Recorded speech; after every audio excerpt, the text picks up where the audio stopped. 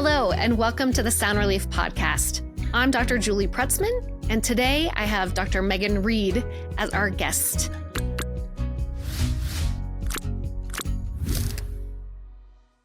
Hi, Megan. How are you? I'm doing great. Happy to be here. Yay. I know we hardly ever get time to sit down and have a conversation, so I'm excited. It's lovely. Yes. Talk a little bit today about tinnitus and decreased sound tolerance. So I thought we could just jump in with why you decided to specialize in these areas, because I think we get asked that a lot since there aren't a lot of audiologists that specialize in tinnitus or hyperacusis or misophonia. So tell us a little bit about why you chose this area. Sure. So I think like a lot of audiologists, I started off in the medical side of things, working with ENTs, neurotology. I love learning, kind of a problem solver. And I think getting into seeing more patients experiencing tinnitus, it wasn't really being treated where we were. The more I learned about it, the more I realized I could help people make a difference in their life, understand what tinnitus is, kind of dispel any myths about it. I think it's just an area that was really intriguing to me. So now I feel like I'm come full circle. I work with people all day that I just get to teach and problem solve with, come up with creative solutions. So it kind of fulfills that need for me too. Yeah, that's great, because there's a huge need for more providers in this area of audiology. So I think, it's great when we can really spend the time that it requires. And so how long have you been in the tinnitus realm now? I can't remember. How many years has it been? I've been here over 5 years. Yeah. I've been doing tinnitus a little longer than that, practicing about 15 years at this point. Yeah. Lots of experience under our belts, for sure. What would you say is your go-to, your best advice when you first meet someone with constant bothersome tinnitus, kind of as the first intro to what we do? Great question. I think first thing is don't sit on it. The earlier, the better. Come in, get a test. Let's see what's going on. It's interesting to me. I think we find a lot of things earlier with patients who experience tinnitus than we would have otherwise. Mm-hmm. So oftentimes we do find a little weakness of the auditory system, possibly even a hearing loss that wouldn't have otherwise been noticed. Mm-hmm. And the earlier we can get people in, the more we can have this conversation about how do we prevent things from getting worse? How do we keep hearing functioning where it is? How do we keep you engaged in your life? So I would say come in is the biggest thing. Yeah. Biggest advice. Right. Come in and see where we're at. Right. I mean, it still amazes me. So many people say the last time they had their hearing check was in grade school. And we think, wow, let's get a baseline established, right? Right. And what would you say is the most common thing we see when we do these baseline assessments for someone with tinnitus? Are there any things that you see over and over again, or that are, more common? Yeah, I think it's really common to find an underlying weakness. So sometimes that means we have noise exposure over our lifetime. Our ears have a lot of fun just going to concerts and various things. Seeing maybe we're losing some high frequency hearing and not noticing it. Conversationally, it doesn't really impact patients. Mm-hmm. It might be the occasional, I heard you just fine. Did you say cat or sat? Mm-hmm. Right? We're working harder to hear, but we don't perceive that as a loss. So oftentimes we find high frequency changes. We even find asymmetries. Sometimes one ear is working differently than another. Which is always interesting, isn't it? When you have an ear that's weaker than the other, but the patient really isn't detecting that because maybe it isn't so great that it would be obvious. But why do we think that underlying high frequency hearing loss is creating some of the tinnitus? So our brains are wired for sound. From the time we are in the womb and we begin hearing for that first moment, brain learns ears are 24/7. And so when your ear starts to experience a little weakness, even if that isn't tremendously impactful, your brain is still telling you about it. Mm-hmm. Your brain is craving input. And so we can find things on a test sometimes that aren't really negatively impactful in a person's life, but that can reflect that brain is looking for sound. Mm-hmm. And so that informs a lot of the treatment that we do as well. Yeah. So, when we look at that and we see the change or the weakness as you're describing it, why is it so important that we address that weakness when we're talking about tinnitus? Can you say that again and we can edit that? Yeah, yeah, absolutely. So, when we're talking about weakness in the auditory system or changes, even when they're imperceptible to the person that's experiencing it, why is knowing that important in treating tinnitus?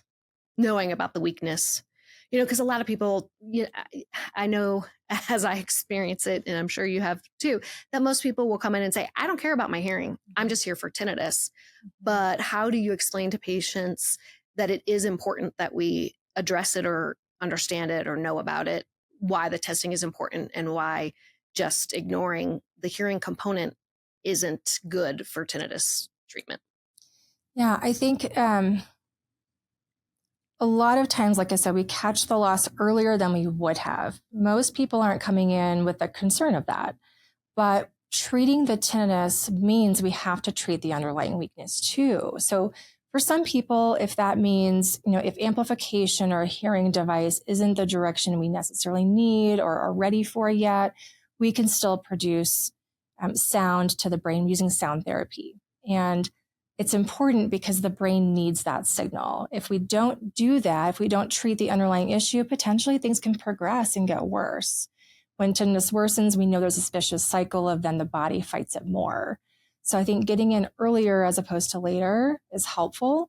And sometimes that also means thinking outside the box. And so I have had patients coming in where we do try amplification, even though hearing wasn't the concern. And that can help in a lot of cases. Why do you think it is helping? So giving that missing input back to the brain, why do we think that has an impact on tinnitus? So great question. I think our ears are so much more complicated than we even understand. Our processing uses lots of different cues. We have a left ear system, a right ear system, and a binaural system, and our brain is constantly analyzing all of that. So I think it's important giving the brain what it's looking for.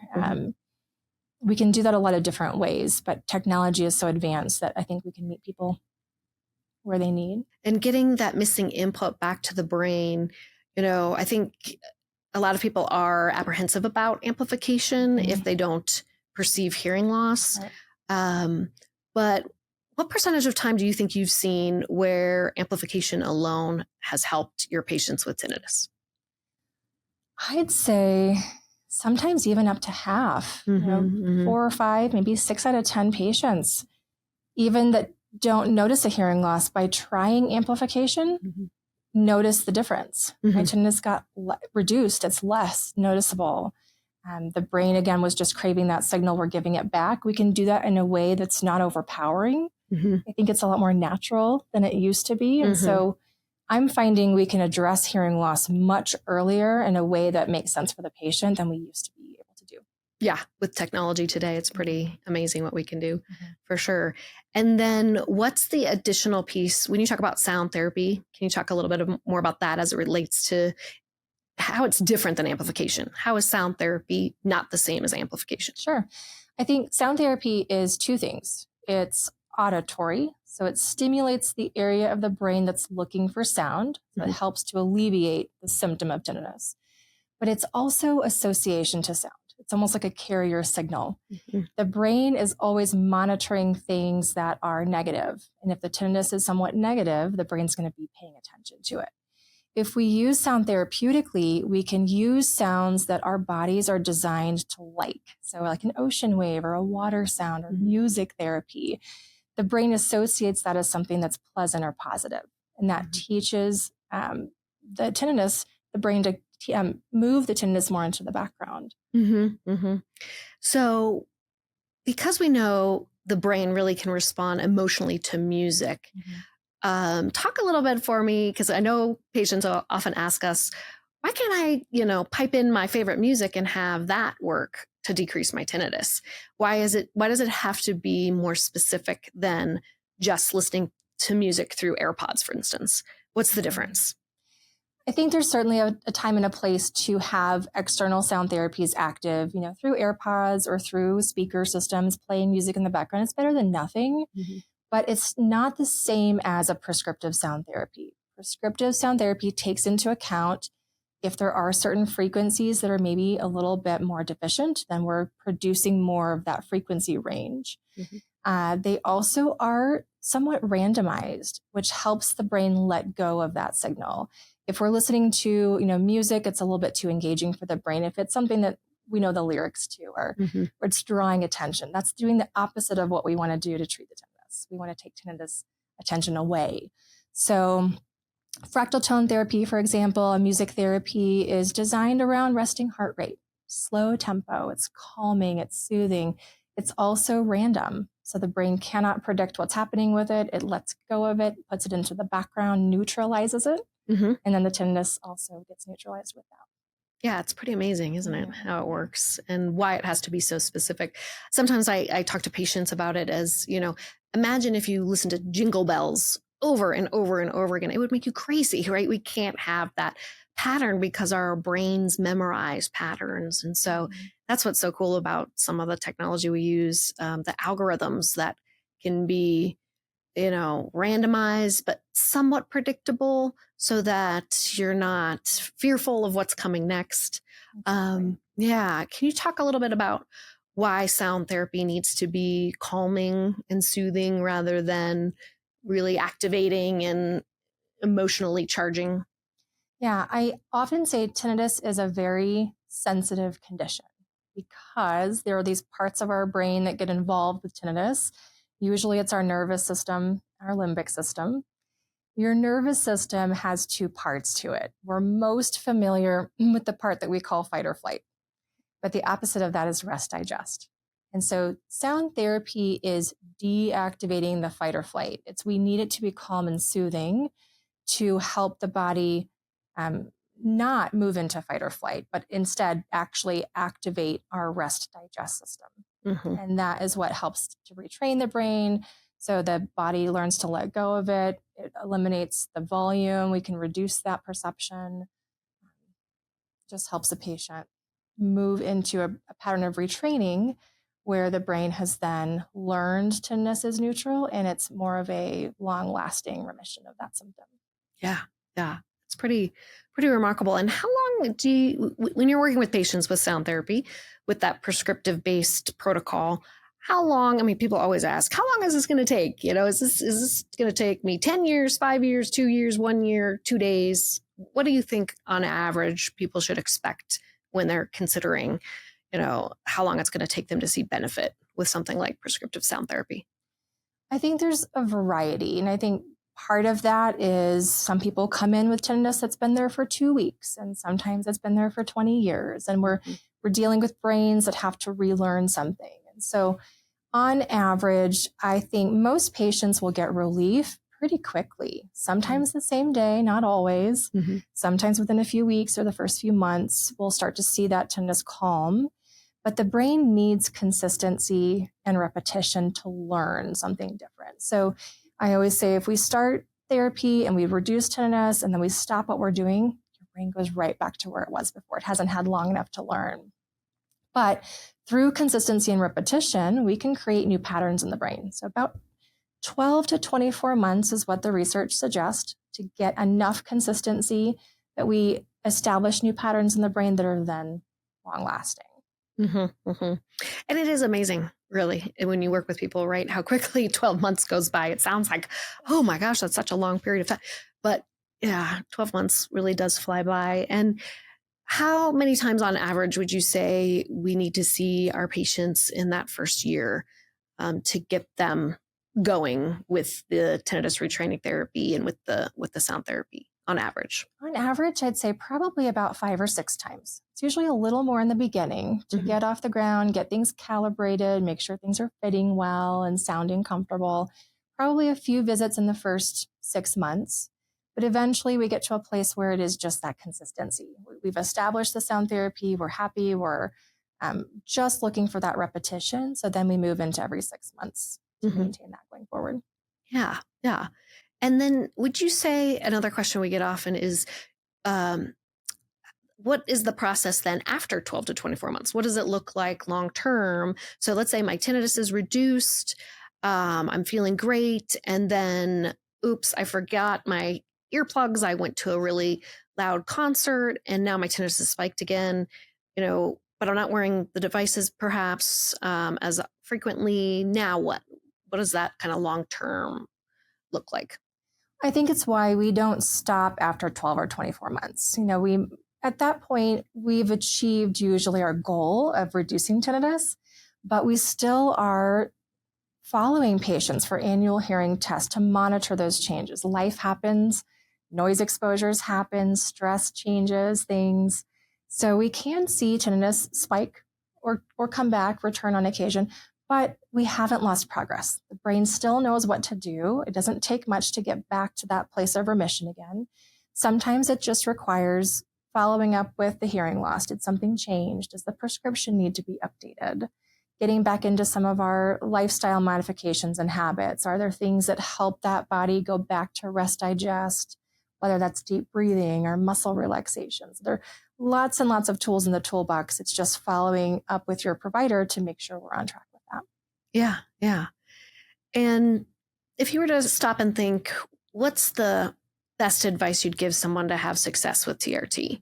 Is there any one thing that you see, if all my patients do this, they seem to be better, or is it really person to person variable because of different lifestyles, different needs? What do you think? I think a couple of things. One would be believe it. Believe it can happen. Believe in yourself. Believe in your provider working with you. I think when people have a positive outlook, it's huge. It makes such a big difference on what we see as far as outcome. But the other part of that is you do have to really appreciate that relationship with your provider. If you aren't working with somebody that it's a good working relationship, you're probably ultimately going to struggle. Mm-hmm. I think having a good relationship is huge. So working with your provider to let them know when things are not working or changing so that we can adapt to that and come up with a plan together. Yeah. Everyone can be helped and everyone's a little different. And so finding the right tools and the right person is a big piece. Yep. And, no two cases are the same, right? No. I mean, I think that's probably because no two brains are the same. No two audio profiles are the same exactly. I mean, we see some things that are common in patients, but it really is the brain, isn't it? I mean, exactly. Yeah. We see a lot of common patterns. So we tend to see things that pop up often and we know how to treat those things, but everyone responds differently on a different timeline even. So. Yeah, it is. It's fascinating to me. And what do you think about this concept? A lot of people post-COVID have gone to this, telehealth. Well, we had to, right? A lot more during COVID. And then I feel like less and less people are asking for telehealth follow-up. And can you kind of talk about what you think the difference there is between in-person versus telehealth, kind of advantages and disadvantages to the two different scenarios of, what you find works best? Sure. Yeah, I think COVID, the blessing around that was that we had to achieve telehealth and fast. And so all the manufacturers allow us to do that very well now. I think the perks that have existed beyond COVID are we can reach people in more rural areas or people who maybe medically struggle to come in as often. So there's a lot we can do with telehealth. It's always best, I think, to establish care in person just so we can see everything. There are things that can be missed if we're only telehealth. Mm-hmm. But if we're able to see a person, even once, just to have that hearing test, check things physically, make sure fits are appropriate, there's a lot we can then continue to care for a patient through telehealth. We can program devices remotely. We can, provide supplies. It's a lot of video chatting. It's really simple to do that. So I think we can offer care to more people, which is a huge benefit. Mm-hmm. Always better to be in person, but I think we can achieve quite a bit of success even with telehealth. Yeah. And I think, the in-person, that first visit, like you were describing, I think that's where you establish a better relationship in person. I think it's kind of hard at times to really connect via telehealth that first time when you're laying the groundwork, right? Exactly. And even to the point of if we're having to, I don't care what technology it is, if we're incorporating technology to really be hands-on and show someone how it works, what it should feel like, the ins and outs of app controls or remote controls or whatever it is that we're using with sound therapy. I find that really hard to do over a video chat that first time. I mean, long term, once we get it established, easy. But Right. at first, I find that pretty difficult. I mean, especially if we're using ear level devices, Exactly. it's hard for people to understand, like, do I have the right one in the right ear going in the right direction? And is it fully inserted? And how do I maintain these things? I mean, have you seen that to be a challenge if you're trying to work with someone and they have no ability to come in person that first time? I think it definitely can introduce challenges that wouldn't be there if we had the in-person visit. Oh.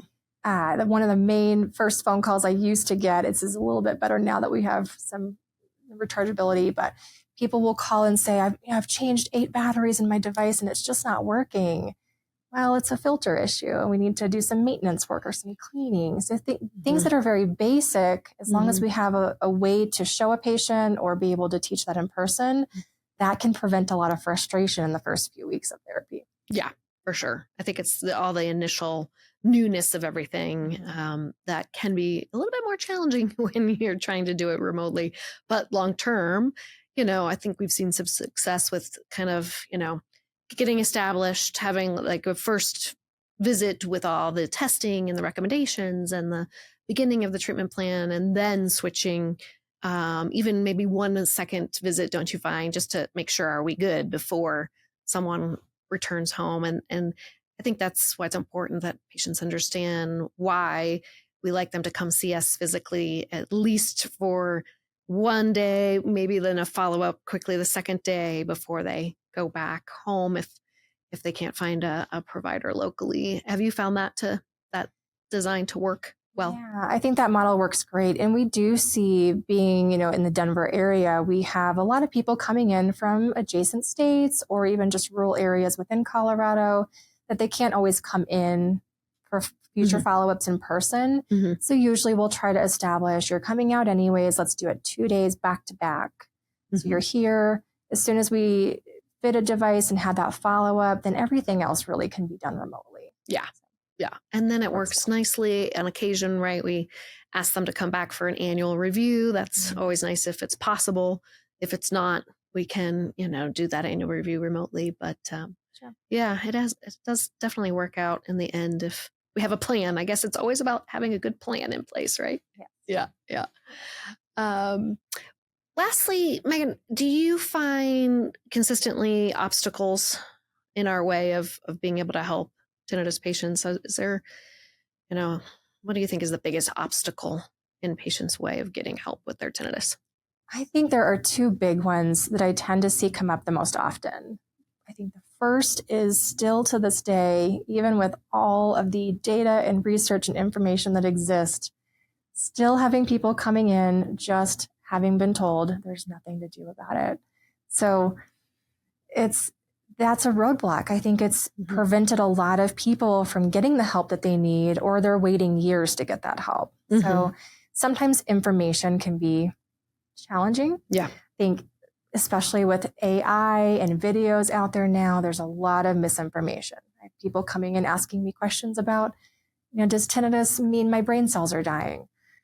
If you're seeing that video, it's probably not accurate. Yeah. Just misinformation is a huge obstacle. Oh, yeah. I'd say the second one, I do sometimes have just concerns over, will this be accessible to me financially? Will my insurance help? Is there a way that I can afford this? For some people, that feels like a roadblock. And I think it's important to know, yes, some technologies can be more expensive than others, but not all technology is expensive. And there's a wide range that we work with. We can always meet you where your needs are. Which, is sad to think about the people that are told nothing can be done for their tinnitus. And then they go home for, like you're saying, years. And then I've had several people say, I saw your commercial so many times, I finally decided to give you a call. And I thought, wow, how many times did you have to see it to feel motivated to pick up the phone and give us a call, which is sad because, I mean, I think I've had several people, I'm sure you have too, say, I wish I would have done this sooner. Yes. But that skepticism is real. We understand that because, I mean, who do you find? I guess it doesn't really matter who told them nothing could be done, but it's usually medical professionals, right? I mean, unfortunately, that's still being told. And really, honestly, do you think that's because there's no prescription, there's no pill, there's no quick fix, there's no surgery? Do you think that's the intention when people say there's nothing you can do about it? Or do you think they just don't know about these other options? I often wonder that.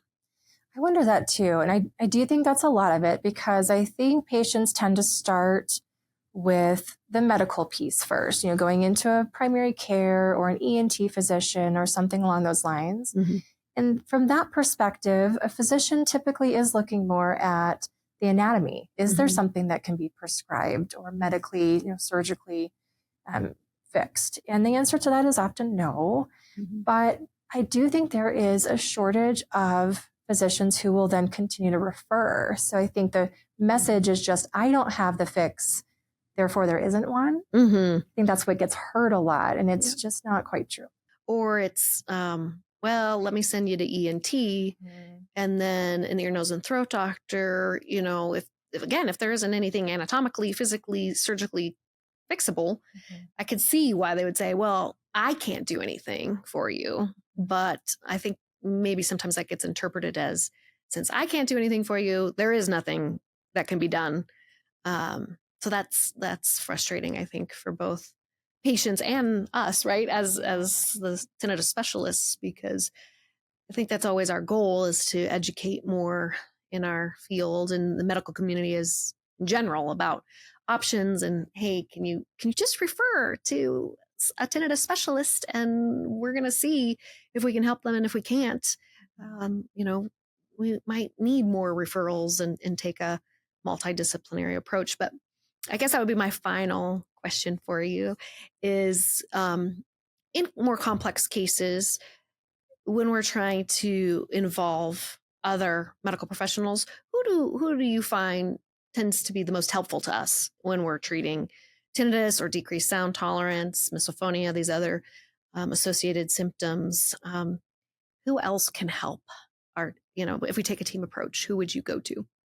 I think it's great to have a team. And sometimes it does vary patient to patient what that team looks like. Mm-hmm. We have great psychologists that we work alongside, sometimes psychiatrists, if there's maybe a medication that can help that nervous system regulate differently. Mm-hmm. ENTs, we want to make sure we've checked all the boxes, that we aren't seeing something anatomical or something underlying that could be treated or missed. Mm-hmm. Even primary care. Mm-hmm. Checking everything. Sometimes I've had cases of tinnitus that are exacerbated by mold exposures. So sometimes we miss exacerbating factors. Having a great team approach means we're looking at everything. We're looking at the whole person. And trying to, like you said, check all the boxes, make sure we haven't missed anything that could be contributing. I think that's important. And then, trying to get the team to all be on the same page and communicate with each other what's going on. And I feel confident in our ability to partner with some great ENTs that we've established here in Colorado with our team, and also cognitive behavioral therapy specialists if we need to go dig a little deeper into that side of things. So I think a team approach is critical, especially for a complex case. But it is so person to person specific. Huh? Yes. Yeah. Anything you're looking forward to in the future of tinnitus care or audiology that you think, it'll be nice if I see this in my career, in my lifetime? There's so much. I think it's just an ever-changing field. Yeah. I think we're finally in a good place where we have great research and great tools and great technologies. I'm always excited to see where it's going. I can never predict where it's going to head next. Yep. I think, at some point it would be lovely to see more of that surgical intervention piece. If there is something that we could inject in the ear and restore some of the hearing function. Mm-hmm. Eventually we'll get there. We're just not there yet. Yeah. But in the meantime, I think watching technology change has been awesome. Yeah. Artificial intelligence is taking us down a whole path where we can treat things so much earlier than we ever have before. It is kind of crazy, all the advancements we've seen even just past 2 years. Right. Yeah.